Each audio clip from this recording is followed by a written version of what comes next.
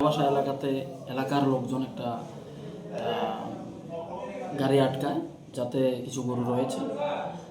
এলাকাবাসীর দাবি ছিল এটা হয়তোবা চুরির গরু হতে পারে, সেজন্য ওরা আটক করে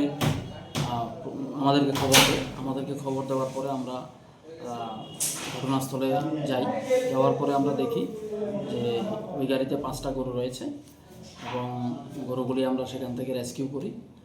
এবং এলাকাবাসী ওই সময়ে আটক করতে গিয়ে গাড়িতে যে গাড়ির চালক এবং একজন গাড়ির সহযোগী ছিল, ওদেরকে অল্প বিস্তর আহত করেছে।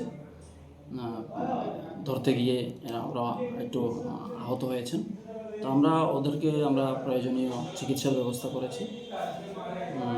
বর্তমানে গরুগুলি আমরা যে বাবা গোরখনাথ যে গোশালা আছে ওইখানে রেখে দিয়েছি, ওইখানে হস্তান্তরে রেখেছি এবং এই ব্যাপারে আমরা একটা এনকোয়ারি শুরু করেছি।